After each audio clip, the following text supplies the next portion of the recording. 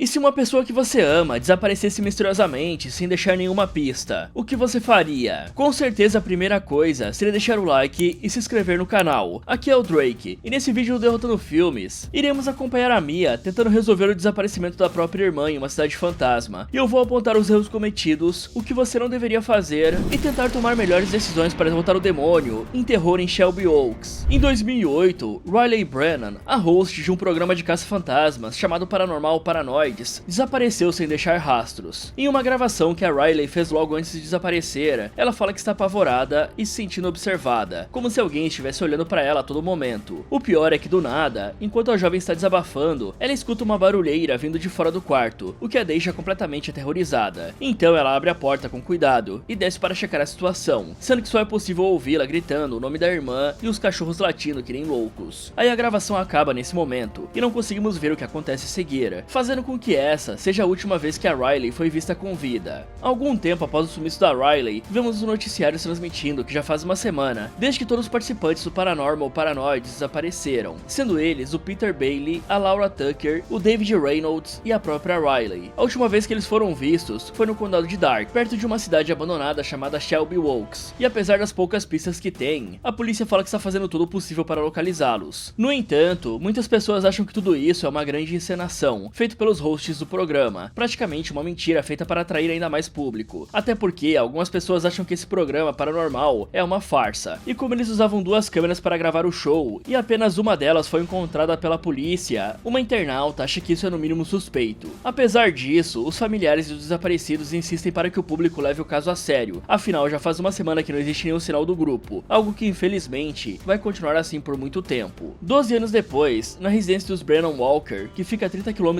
do condado de Dark, vemos a Mia Walker, que é a irmã da Riley, gravando um vídeo a respeito da caçula, falando sobre como não conseguiu nenhuma pista desde que a jovem desapareceu, algo que sempre a assombrou. E ela está fazendo esse vídeo para basicamente falar um pouco sobre a Riley e manter a garota viva na memória dos espectadores. E a Mia fala que desde criança, a Riley sempre foi muito madura, observadora e criativa, tanto que ela até mesmo desenhava os sonhos vívidos ou pesadelos que tinha. No ensino médio, essa veia artística brilhou ainda mais, pois ela entrou no clube de teatro e se tornou uma ótima atriz, entrando de cabeça nos personagens que ela fazia e praticamente deixando de ser a Riley, o que também a fazia ser muito boa em fingir que estava bem. E essa habilidade de se apresentar naturalmente ajudou o canal Paranormal a bombar. Nessa hora, a narradora do documentário fala que durante a segunda metade do século XX, pesquisadores de OVNIs, demonologistas, médiums e qualquer coisa nesse estilo tinham um grande ar de misticismo lhes rondando, até porque a ideia de investigar o sobrenatural já era motivo de piada para a maioria das pessoas. Mas o que aconteceu com a equipe do Paranormal Paranoides mudou tudo isso. Naquela época, o YouTube era novidade, e ninguém sabia como seriam as coisas, ou quem iria assistir aos conteúdos, e por isso os paranoicos, que é como eu vou chamá-los a partir de agora, alcançaram um grupo que vivia restrito a convenções de ufologia e fóruns de coisas paranormais, ou seja, dois públicos que estavam loucos por mais conteúdo. Além disso, todas as vezes que os paranoicos gravavam, eles capturavam algo que a maioria dos especialistas procurava a vida toda, e foi justamente isso que fez o canal ficar mal visto e ser encarado com ceticismo. A Mia fala que no início também achava que era tudo falso, porém ela sabia que a Riley jamais faria algo assim, até porque a garota levava tudo muito a sério. E enquanto toda essa reportagem é feita, nós vemos alguns dos vídeos que os paranoicos gravaram, como por exemplo, um em que eles foram para uma escola primária, e durante as filmagens, capturaram o que parecia ser um espírito bizarro, aterrorizando os corredores. Nessa hora, a entrevistadora pergunta se a Mia realmente acredita que as filmagens eram reais. Em resposta, a mulher diz que tem fé que a irmã não era uma mentirosa. Além disso, também vemos o vídeo de quando os paranoicos foram para a prisão abandonada de Dark, algo que aconteceu 3 semanas antes do desaparecimento deles. Nessa prisão, a Riley sente que tinha algo muito errado acontecendo, pois ela estava sentindo um frio terrível. No entanto, seus companheiros não sentiam nada disso. A questão é que antes mesmo que consigam duvidar, ou pensar que ela está brincando, eles veem o vapor saindo da boca da jovem sempre que ela fala, e ao perceber isso, a Riley vai correndo para a saída, dizendo que o grupo precisa ir embora imediatamente. É claro que os espectadores não acreditavam tanto assim, e logo após esse vídeo sair, o grupo desapareceu, e o canal parou de ser atualizado, sendo que a maioria das pessoas achava que era só uma pegadinha do zóio. Porém, os dias foram passando e ninguém teve notícia dos participantes do canal, o que alertou ainda mais os policiais, os jornais e os próprios viewers, que não acreditavam no desaparecimento. O caso chamou a atenção de pessoas de todo o mundo, e o canal continuou crescendo, e os curiosos começaram a checar os vídeos, para verificar se havia algo perdido neles, que ninguém tinha visto. Grupos se reuniam para gravar vídeos procurando pelos paranoicos. Os espectadores tentavam encontrar encontrar pistas do que podia ter acontecido, coisas que a polícia podia ter deixado passar, ou até mesmo se alguém avistava o carro de um deles por aí. Mas assim como tem as pessoas preocupadas com as vítimas, também tem os doentes da internet, que só querem o mal para os outros, e que zombam da situação, sendo que alguns até questionam as informações que foram fornecidas. Ok, um dos maiores erros da Riley foi sair do quarto para ir investigar a confusão que estava acontecendo no primeiro andar, ainda mais que ela parece sensitiva, então provavelmente ela sabia que tinha algo de errado. Por isso, em vez de ir checar a situação, ela devia ter trancado a porta do quarto e ligado imediatamente para a polícia, deixando claro que era uma emergência de vida ou morte. Além disso, se esses idiotas querem caçar e catalogar fantasmas e espíritos, o mínimo que eles devem ter é uma preparação de segurança adequada, tanto contra espíritos quanto contra outras entidades e seres humanos, ainda mais indo para lugares abandonados e afastados. E assim, independentemente da crença que eles tinham, se as coisas que presenciaram eram reais, no mínimo eles deviam ter pego algumas proteções de cada religião ou crença. Afinal, não tem como saber realmente qual vai funcionar em qual entidade, né? Um bom começo seria levar coisas mais básicas, como água benta, crucifixos, sal grosso, mantras, talismãs ou mojo bags, já que segurança nunca é demais. Aliás, é impossível que a Mia ou a Riley não tenham percebido logo de cara o quão estranho era tudo o que estava acontecendo. Afinal, quando eram crianças, a Riley tinha sonhos vívidos e clarividência com criaturas assustadoras, e agora, depois de crescida, ela e a sua equipe sempre conseguem encontrar coisas que outras pessoas jamais pensariam em ver. Será que precisa de ainda mais provas de que a Riley tem uma forte conexão com o outro lado? E é óbvio que esse tipo de habilidade pode ser uma bênção ou uma maldição. Fora isso, pra quem não sabe, 2008 foi o auge das creepypastas e séries de realidade alternativa no YouTube. Por conta disso, o ceticismo do público era ainda maior do que o comum, pois qualquer coisa podia ser falsa. Por isso, os paranoicos paranormais não deveriam tratar investigações paranormais como explorações urbanas, e sim criar um protocolo e kits para essas investigações. O primeiro de tudo era sempre ficar em duplas com walkie-talkies na mão, ou em cintos para manter uma comunicação clara com os outros membros do grupo. Além disso, todos precisavam carregar aqueles cintos de utilidades com lanternas, pilhas e GoPros no peito. Em 2008, elas já gravavam em resoluções baixas, e com certeza ajudariam bastante nas filmagens do canal, sem contar as câmeras de mão, né galera? E caso eles fossem para lugares muito isolados, sempre é bom levar um GPS e anotar as coordenadas e pontos de referências visuais, como uma árvore diferente ou tirar uma foto de alguma bifurcação que pegaram para chegar até lá. Sem contar que um telefone via satélite é primordial. Já sobre a câmera desaparecida, tem duas possibilidades: ou algum humano pegou ela, ou ela caiu em algum lugar, ou foi guardada pelo grupo, e só eles sabem a localização. Falando da Mia, se as pessoas ainda querem saber o que aconteceu com a Riley, a mulher poderia procurar plataformas de financiamento coletivo para ajudar e contratar detetives particulares e equipes para analisar os frames dos vídeos que eles têm, e também para organizar buscas no último lugar que eles foram vistos. Além disso, com a grana, ela poderia solicitar documentos oficiais da polícia para ampliar a investigação e ter voluntários para ajudar nisso, porque vamos combinar, né? Não dá para ir sozinho num lugar onde já teve um desaparecimento. Então, vemos o detetive Alan Burke falando que existem imagens do posto de gasolina e dados do cartão de crédito mostrando que o último registro deles foi perto de Shelby Oaks, e por isso eles começaram as investigações do local mais óbvio e provável que eles tenham ido, o velho parque de Shelby Oaks. E segundo a Mia, a mãe delas adorava ir nesse parque quando era pequena, tanto que esse era o único motivo para ir até a cidade. No entanto, o parque fechou nos anos 90 por conta de um incêndio, e desde então, muitas pessoas encaram o lugar como sendo mal assombrado. E o fato da cidade ter se tornado fantasma no fim dos anos 90 fez com que ela virasse praticamente uma mina de ouro para os jovens, e apesar de parecer promissor para as investigações, acabou se tornando apenas um beco sem saída. Por conta disso, algumas pessoas começaram a pensar que seria impossível encontrar os corpos, e que por isso, os policiais deviam focar em encontrar o criminoso. Fora isso, a Mia também fala como as suas tentativas de ter um filho com o Robert pararam após o desaparecimento da irmã. Após isso, nós vemos a gravação de uma ligação, onde um homem liga para a emergência e pede socorro, dizendo que muitas pessoas invadiram o lugar em que ele está, e que não deveria ter ninguém lá. O estranho é que aparentemente, essas pessoas já foram finalizadas, e ele só encontrou o corpo. Logo no dia seguinte, vemos os jornais noticiando que os corpos da Laura, do Peter e do David foram encontrados sem vida em um chalé perto de Shelby Oaks. Na porta da casa, ainda havia um símbolo perturbador desenhado com sangue, e a palavra Therion escrita em cima dele. Fora isso, também é falado que uma câmera foi encontrada, e nela tinha aquele vídeo que vimos no começo do filme. E agora, faltando apenas a Riley ser encontrada, as pessoas da internet começaram a se perguntar o que é Therion, e quem capturou a Riley, sendo que algumas pessoas sugerem que o Therion possa ser uma assinatura do serial killer, e que o nome parece ser pagão. Assim que o vídeo foi divulgado ao público, várias pichações perguntando quem levou a Riley começaram a aparecer em diferentes locais, mostrando a força que esse caso ganhou. O problema é que, segundo o detetive, a única coisa que eles sabiam é que a pessoa que aparece na fita é um homem branco, de mais ou menos 1,87, o que é praticamente nada. A parte bizarra mesmo estranho é que após o público ver a gravação, alguém percebeu que na hora em que a Riley abre a porta do quarto, é possível ver uma pessoa do lado de fora da janela, ou algo parecido com uma. E isso é estranho porque em uma das filmagens, a Riley aparece falando sobre como teve pesadelos em que o homem a observava pela janela e a fazia se sentir presa. Fora que com 13 anos, ela já tinha visões com a escola e com a prisão que eles foram visitar recentemente, algo que de acordo com a Mia, era comum na infância, tanto que uma vez ela sonhou com um homem na janela, e quando foram verificar, encontraram o vidro com uma rachadura. Aí pensando no que aconteceu naquela época, se lembrando da última vez que viu a Riley e revisando a filmagem da noite em que a menina desapareceu, a Mia fala que algo claramente estava errado, e que em um glitch da gravação, a Riley com certeza disse: Mia, ele voltou, se referindo ao homem na janela, e que assim como a mãe delas gravava suas iniciais para que elas sempre conseguissem voltar para casa, dessa vez ela quer trazer a irmã de volta pro lar. Aí a produtora do documentário percebe que a Mia ficou emocionada com isso, e decide dar um tempinho antes de continuar as gravações. O estranho é que durante essa pausa, um homem desconhecido aparece na porta da casa dela, fala que ela finalmente o libertou e então desloga do servidor, deixando todos apavorados. Após isso, a polícia e os paramédicos chegam para recolher o corpo e pegar os depoimentos do que aconteceu. No entanto, a Mia não conta tudo o que aconteceu, afinal, assim que o desconhecido caiu no chão sem vida, ela viu que na mão dele tinha uma fita escrito Shelby Wokes, uma fita que a Mia pegou rapidamente e escondeu de todo mundo. Aí mais tarde, quando Robert vai dormir, a Mia vai em silêncio para um cômodo vazio e coloca a fita de Shelby Wokes para assistir. Nessa filmagem, ela vê a Riley e o resto do grupo chegando em Shelby Wokes e se preparando para gravar o documentário sobre a cidade abandonada. O estranho é que enquanto eles estavam se preparando, a Riley fala que está sentindo algo estranho e que talvez fosse melhor eles irem embora. Só que infelizmente o grupo não segue o conselho, e após a Riley respirar um ar fresco e se acalmar, as gravações continuam, com ela apresentando o parque dando o contexto de como ele fechou. E assim que a gravação do corte pro YouTube acaba, ela fala pra equipe que já sonhou com aquele lugar e que a mãe dela costumava ir ali quando era mais nova, fora que ela também escreve as iniciais R e M em um toco de árvore, dizendo que a sua irmã vai entender quando assistir. Depois disso, o grupo anda mais um pouco pelas redondezas e encontra um chalé aparentemente vazio. O problema é que logo após entrarem nele, um homem desconhecido aparece na varanda rondando a casa e desaparece de repente no momento em que o David resolve abrir a porta para verificar quem era. No entanto, a Riley não gosta nem um pouco disso e se tranca no quarto, ignorando todos os outros. Mais tarde, quando a maioria das pessoas está dormindo, o Pete grava a barulheira que está do lado de fora do chalé e fala que está com medo demais para conseguir descansar. E não tem como culpar o cara. Dá uma ouvida nisso aqui.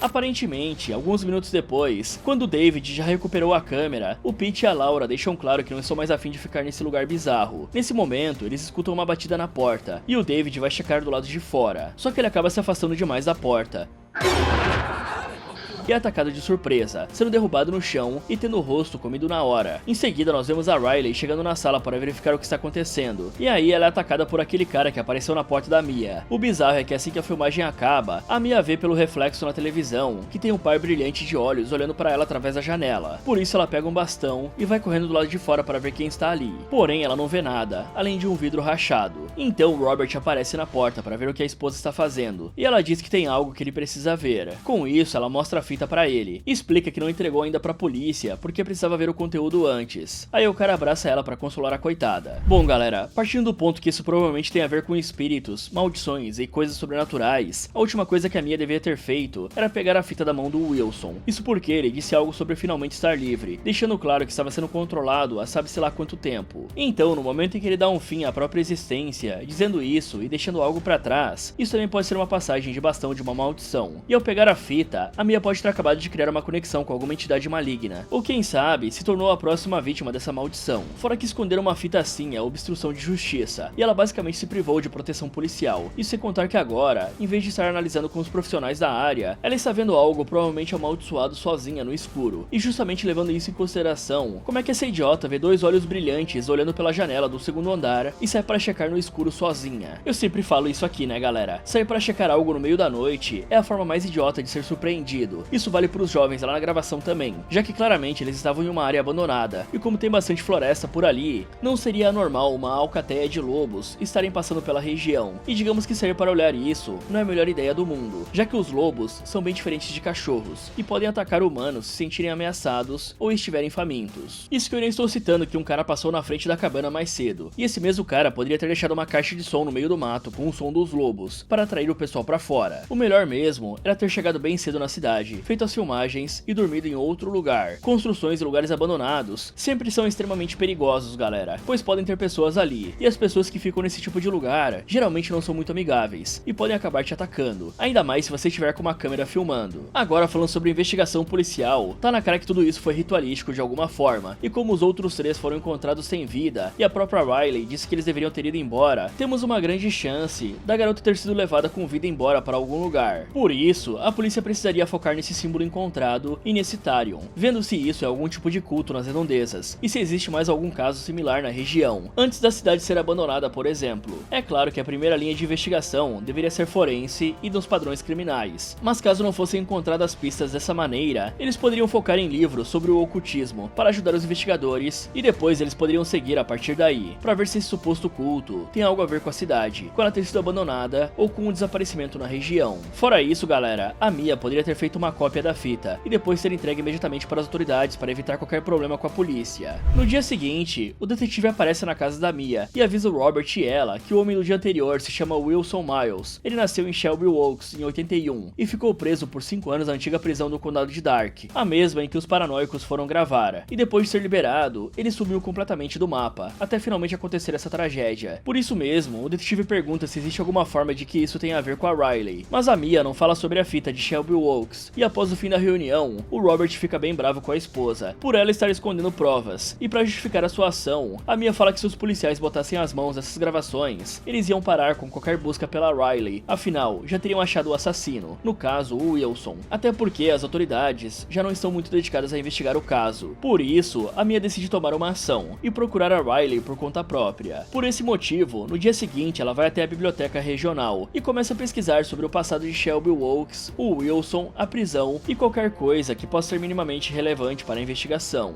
Assim, ela descobre que 18 presos morreram em uma rebelião e que os detentos culpavam as forças demoníacas por suas ações. E aí, pesquisando mais fundo sobre demônios no condado de Dark, ela entra em um site que fala sobre a marca do Incubus, que é basicamente 2 Vs colocados um sobre o outro. Após isso, ela vai conversar com o Morton Jacobson, o antigo diretor da prisão do condado, e faz algumas perguntas a respeito das notícias que ela leu sobre a prisão. Então, o Morton revela que a prisão morreu no dia em que o Wilson chegou lá, e uma das lembranças mais claras que ele tem desse trabalho foi no dia da rebelião. Um erro de computador acabou abrindo todas as celas do bloco 3, o lugar que eles chamavam de a cova. Porém, quando ele chegou ao local e olhou para a cela 37, viu o Wilson parado olhando pela janela, ignorando totalmente a rebelião e a chance de fugir. E apesar de não saber o que era, o senhor tem certeza que havia algo de errado com aquele prisioneiro, e que ele carregava algo que só trouxe morte e podridão. Mais tarde, a Mia volta para casa e começa a assistir a gravação de Shelby Oaks em repetição para ver se encontra alguma coisa importante. Durante esse período de pesquisa, por assim dizer, ela se emociona bastante ao ver a Riley gravando suas iniciais no tronco da árvore. O estranho é que bem no momento em que a Riley fala que a Mia vai entender o significado daquilo e encara a câmera, a Mia percebe que no fundo da imagem, no meio das árvores, tinha uma figura bizarra encarando a caçula. Após ver isso, ela chama o Robert para uma conversa e começa a falar o que ela acha que aconteceu. Primeiro, ela começa apresentando o Wilson e mostra que pouco depois que ele nasceu, a cidade começou a enfraquecer, as pessoas morreram, os negócios fecharam e as plantações acabaram, chegando a um ponto em que apenas o parque, que era o coração da cidade, e a prisão estavam de pé. O bizarro é que apenas 5 anos depois do Wilson ficar preso, toda a estrutura da cadeia envelheceu praticamente 20 anos, e coincidentemente, a Riley só parou de ter pesadelos no dia em que o Wilson foi preso, e quando ele é liberado 5 anos depois, a caçula desaparece. Ouvindo isso, o Robert pergunta se então ela acha que era o Wilson que observava a garotinha da janela do segundo andar. Em resposta a isso, a Mia diz que não, e fala que vai contar algo que nunca falou pra ninguém. Ela revela que durante uma noite, muitos anos atrás, quando a Riley ainda estava tendo pesadelos, ela decidiu se deitar com a garota para ajudá-la a dormir, e isso realmente funcionou. A Riley dormiu melhor do que nunca, porém a Mia revela que na hora em que a menina dormiu, ela escutou algo arranhando o vidro e olhou pra janela, sendo que naquele momento, ela viu a mesma figura que foi capturada pela câmera dos paranoicos durante a gravação no parque, e pra ela, essa criatura possuiu ou controlou o Wilson para perseguir a Riley, desde o momento em que ela olhou pela janela dela pela primeira vez. Mas ao ouvir isso, o Robert pensa um pouco e apenas diz que a Mia deveria procurar ajuda profissional, deixando claro que pensa que a mulher está louca, afinal, já faz mais de uma década que a irmã dela desapareceu. Em seguida, a Mia decide guardar todos os materiais que usou para fazer suas pesquisas, só que enquanto faz isso, ela olha para um livro de demonologia e decide folhear as páginas, o que faz ela ver algumas informações sobre símbolos, cães do inferno e o Incubus, que se prende à família como um parasita, deixando a Mia bem curiosa. Então, ela decide ir para a varanda dar uma conferência conferida no caderno de desenhos que a Riley usava quando era pequena. Porém, quando ela vê os desenhos bizarros que tem no caderno, um cachorro esquisito aparece no portão da casa e rosna pra Mia. Por isso, ela decide que não vai testar a sorte e volta calmamente pra dentro da casa, onde volta a assistir as gravações de Shelby Oaks, mais especificamente o vídeo da prisão. E ao fazer isso, ela vê que a cela em que a Riley sente o frio esquisito é a cela 37, a mesma do Wilson. Sabendo disso, ela não pensa duas vezes antes de meter o pé na estrada e ir até a prisão do condado de Dark. Chegando lá, ela consegue entrar facilmente na construção. Dessa forma, ela procura pela cela 37 e encontra sem muitos problemas. Logo de cara, a primeira coisa que ela nota é que a cela da prisão tem uma visão perfeita e direta da roda gigante do parque de Shelby Oaks. E outra coisa que ela percebe é como as paredes, o teto e praticamente qualquer coisa estão totalmente desgastados, sem contar as marcas no chão da onde o cara ficava parado. Fora isso, a Mia encontra as iniciais RM cravadas na parede e a frase Todo-Poderoso Tarion, junto com o símbolo do Incubus. O problema é que o clima esfria nesse momento e a Mia se joga pra fora da cela, sentindo que tem algo vindo na sua direção.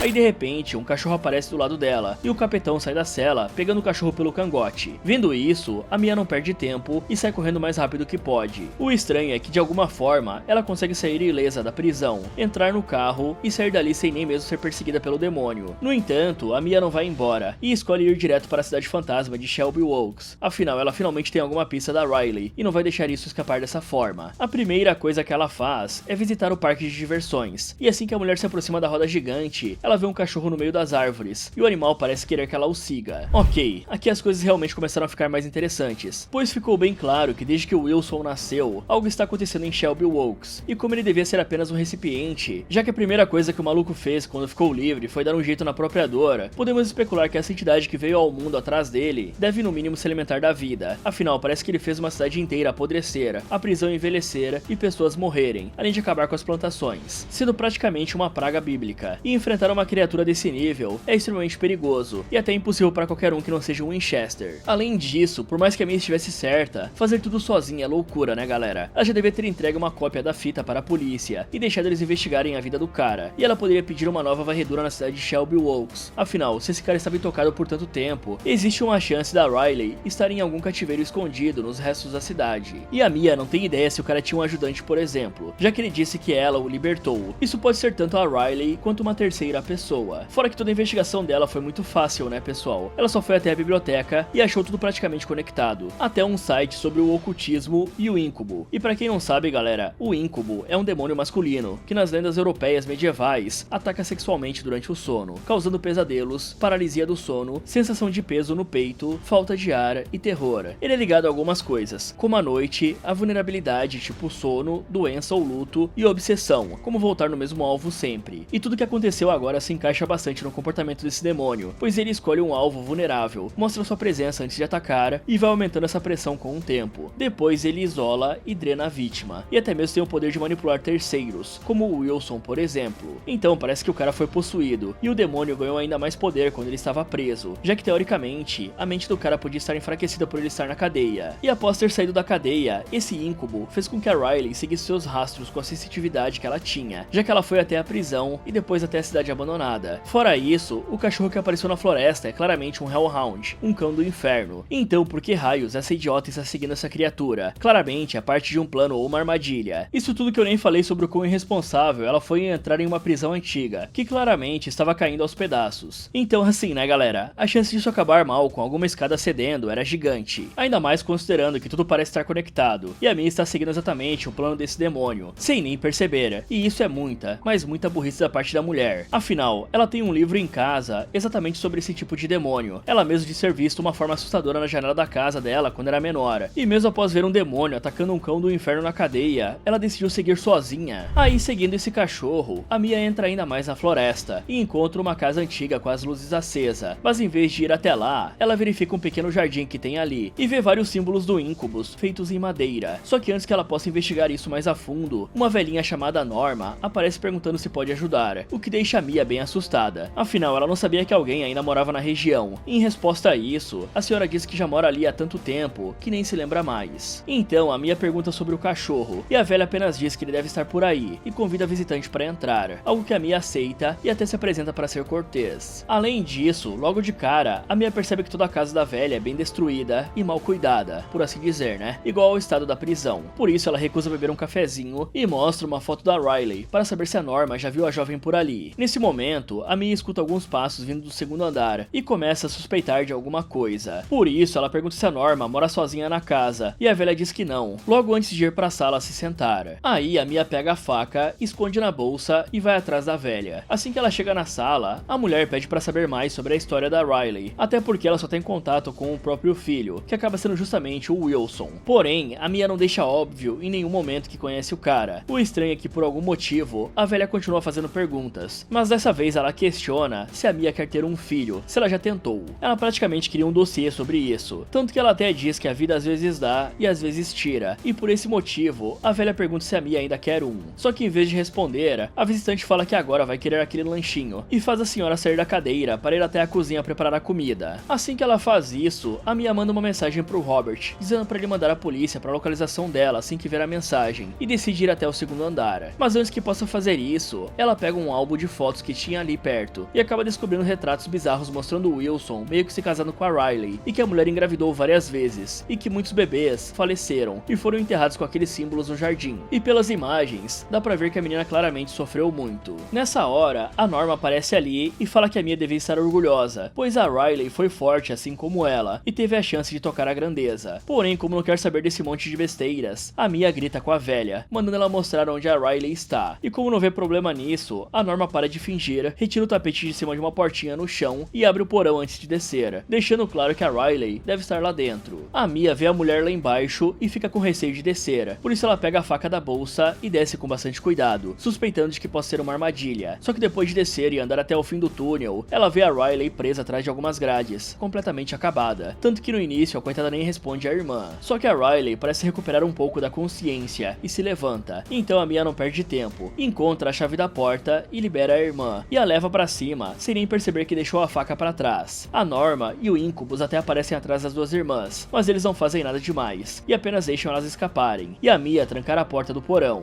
O problema é que a Riley se recusa a ir embora, e sai correndo pro segundo andar da casa com um espeto de ferro na mão, e vendo isso, a Mia decide ir atrás da irmã, mesmo sabendo que a porta do porão está aberta. Ao chegar lá em cima, ela vê a Riley encarando uma porta, e a abre para conferir. Lá dentro, elas veem a Norma fazendo um ritual, e derramando sangue em cima do bebê da Riley, falando pro Incubo do Norte, que é o Tarion, proteger o bebê. Por isso, a coitada se arma com um espeto e sai correndo em direção à velha. No entanto, a velha apenas usa força, e derruba tanto a Mia quanto a Riley no chão. Aí, enquanto a Norma termina o ritual, dizendo pro Incubo dar o dom dos olhos e a proteção dos cães do inferno pra criança, a Mia vai conferir se a irmã está bem. Então, de repente, a presença do demônio desaparece, e a Norma começa a se sentir cada vez mais fraca. Com isso, ela anda até um pequeno mural feito com as fotos da irmã e do Robert, e usa o sangue dela para dividir as iniciais R e M, algo que deixa a Mia em choque, ainda mais levando em conta o olhar que a velha dá pra ela nos momentos finais. Nessa hora, a Mia deixa a irmã deitada no chão e vai até o berço ver como está o bebê, e ao ver a criança lambendo os dedos cheios de sangue, ela fica toda emocionada, pensando no filho que nunca conseguiu ter. Bom, só pra deixar bem claro, né galera, como é que uma pessoa que acabou de ler sobre demônios e teve um encontro com um dentro da prisão, decide seguir um cachorro até um lugar desconhecido? Eu sei que a Mia quer encontrar a irmã dela, mas vamos lá, essa mulher precisa ter um mínimo de instinto de sobrevivência. Não é possível que ela ache que tudo isso é normal, ou não suspeite no mínimo que é uma armadilha arquitetada pelo Tinhoso. Outra coisa que eu me pergunto é como que a polícia não encontrou essa casa no meio do nada durante as buscas. E pior ainda, existiam várias pessoas que se questionavam do desaparecimento da Mia, e nenhuma delas cruzou com essa casa, ou esse quintal cheio de símbolos. Eu não estou falando que a pessoa deveria entrar lá e investigar, mas em 12 anos, ninguém passou por ali, ou a polícia foi muito incompetente, ou alguém fez um ótimo trabalho escondendo esse lugar por 12 anos, o que eu acho bem difícil, considerando a situação da residência. E como a Mia fez cagada de entrar na casa, o mínimo que ela deveria perceber era essa conversinha da velha. É claro que isso é o Incubo testando se a mulher ainda quer ter filhos, e que aquele bebê da irmã claramente foi feito para ela cuidar. Afinal, não precisa ser nenhum gênio para organizar os acontecimentos recentes e ver que a mulher foi atraída exatamente para esse lugar. O mínimo que a Mia deveria fazer agora que conseguiu salvar a irmã é deixar essa criança aos cuidados do Estado e das autoridades, e deixar eles lidarem com esse futuro capetinha, pois claramente a Riley não tem psicológico psicológico algum para lidar com essa criança, e com certeza ela sabe o que tem dentro do pequeno, e por isso subiu com o espeto na mão para finalizá-lo. Afinal, esse é o filho do Incubo, e com certeza ele vai trazer desgraça pra Terra. Porém, a Mia ficou completamente cega quanto ao ritual e o bebê lambendo o sangue, e isso só me faz pensar que ela é a parte final desse quebra-cabeça. Em seguida, a Riley e o bebê são levados para o hospital, e enquanto estão lá esperando por notícias dos dois, o Robert parece querer se reaproximar da Mia, afinal ele deu uma baita bola fora mandando ela procurar ajuda profissional. O que ninguém sabia é que, ao contrário do que parecia, a Riley estava bem sã e parecia odiar muito o recém-nascido, o que dá pra entender totalmente, né? Afinal, ela basicamente foi forçada a dar à luz ao recipiente de um demônio. Pouco tempo depois, os jornais já começam a dar notícias de que a Riley foi encontrada em uma casa antiga no condado de Dark, e que a polícia tem acesso a novas fitas, que mostram os momentos finais da maioria da equipe dos paranormais e do sequestro da Riley. Ao mesmo tempo, a Mia está em casa cuidando da Riley e terminando o documentário, falando sobre estar cuidando da irmã, e que esse processo de cura vai ser longo. O estranho é que tudo isso ela fala apenas com uma cara de quem está de bom humor, mas no momento em que a produtora pergunta sobre o bebê, a Mia faz uma cara de felicidade genuína, e fala que ele é maravilhoso, e que está seguro ali. Então a Mia dá mais uma conferida no bebê, que está no quarto da Riley, e depois desce para se despedir da produtora do documentário. Só que antes de ir embora, a produtora fala que sabe que a Mia mentiu sobre a forma que encontrou aquela casa no meio do nada, e pergunta como realmente aconteceu. E em resposta, a mulher apenas fala que algo deve ter desejado que ela achasse. O que a Mia não sabia é que a Riley estava acordada desde o início, e muito decidida a acabar com o filhote do capiroto. O problema é que antes que a jovem possa finalizar o serviço, a Mia aparece na porta do quarto, e diz pra irmã desistir dessa atitude, pois ela não é uma assassina. Porém a Riley fala que o bebê precisa ir de base, e o ataca com um travesseiro. Aí vendo isso, a Mia se joga em cima da irmã, luta com ela e a derruba da janela, fazendo ela se quebrar com a queda. Para piorar ainda mais, aqueles cães do inferno que trabalham pro Incubus aparecem e começam a devorar o corpo da Riley, algo que a Mia assiste do segundo andar sem fazer nada. Isso porque desde o começo, ela estava sendo manipulada a ajudar o demônio, no plano maligno dele, desde aquele dia que ela o viu pela janela. Ok galera, é incrível como a Mia foi facilmente manipulada por esse Incubo. É surreal ela levar aquele bebê pra casa depois de todo aquele ritual que ela viu acontecendo, e de toda a influência que o demônio teve sobre ela e a irmã. E bom, pensando bem, provavelmente tem algo a mais aqui galera, já que a mãe das duas tinha algo relacionado a essa seita, afinal ela ia bastante no parque da cidade, e talvez até mesmo conversava com a Norma, e nessas conversas elas ofereceram os filhos para o Talion, e talvez seja por isso que tudo girava em torno de Shelby Oaks. O pior é que nem dava pra cobrar algo racional da Riley, afinal a coitada ficou presa por 12 anos com duas pessoas malucas, mas se ela conseguisse ficar mais tempo no hospital, talvez ela pudesse chamar por um padre para ajudar com aquela criança, e também insistir que o filho é dela, e que a Mia não devia se meter nisso. Dessa forma, ela poderia tentar exorcizar o bebê da influência do Incubo, e quem sabe, libertá-lo, já que como vimos, esse Incubo é um demônio parasita que se atrela à família, segundo aquele livro que a Mia estava lendo, né? Então as irmãs precisavam fazer algum tipo de ritual para quebrar esse vínculo, que provavelmente foi estabelecido pela mãe delas lá no passado, e assim se livrar de uma vez por todas da influência desse capiroto. Isso se tivesse como fazer isso, né galera? Pois a Norma, no final, parece ter separado esse vínculo das irmãs ao separar o RM que tinha naquele mural, e pode ser que isso tenha quebrado o vínculo que fazia a Mia se preocupar com a Riley, e por isso ela ficou obcecada pelo bebê. Mas passando para as notas, bom, a coitada da Riley ficou presa por anos, e ela estava certa em onde era o bebê. O problema foi querer resolver com as próprias mãos, já que claramente o capiroto não ia deixar as coisas tão simples assim, e por isso ela foi facilmente finalizada. Era melhor ter se afastado e procurado ajuda. Por isso ela recebe uma nota 6. Já a Mia, ela praticamente fez tudo que o capiroto queria e achou que estava investigando algo, quando na verdade, o Talion deixou um caminho de migalhas para ela chegar até a casa da Norma e encontrar o bebê. Se ela tivesse uma arma, talvez daria para interromper aquele ritual facilmente. No fim, ela finalizou a própria irmã para manter o capirotinho vivo. Então, por ter sido facilmente manipulada, ela recebe uma nota 1. Já o Wilson é outro que parece ter sido criado dentro dessa seita, ou até mesmo um herdeiro do Talion, que não deu certo, e por isso o cara virou um servo do Incubo. Nota 3 pra ele. Já a Norma, ela se escondeu por anos junto com um filho, e no final ainda conseguiu concluir o ritual dela, e parece que tudo aconteceu como ela e o capiroto pensaram, então nota 9 pra idosa. Já o Talion, bom, o Incubo fez tudo o que ele queria e conseguiu trazer pra terra um herdeiro ou um recipiente. Vai saber qual que é o plano desse capeta, né? Mas como ele não errou em nada e manipulou todos ali, nota 10 pro Incubo. Fala galera, esse foi como derrotar terror em Shelby Oaks. Você acha que conseguiria sobreviver? Me contem nos comentários. E se você vivesse em uma cidade amaldiçoada e tivesse uma entidade lhe perseguindo, o que você faria? Quer saber se esses jovens vão sobreviver? Então clique aqui nesse vídeo, ou aproveite para ver outras sugestões do Derrotando Filmes. Muito obrigado por assistir, e lembre-se de nunca entrar em lugares abandonados, você nunca sabe o que pode ter lá dentro.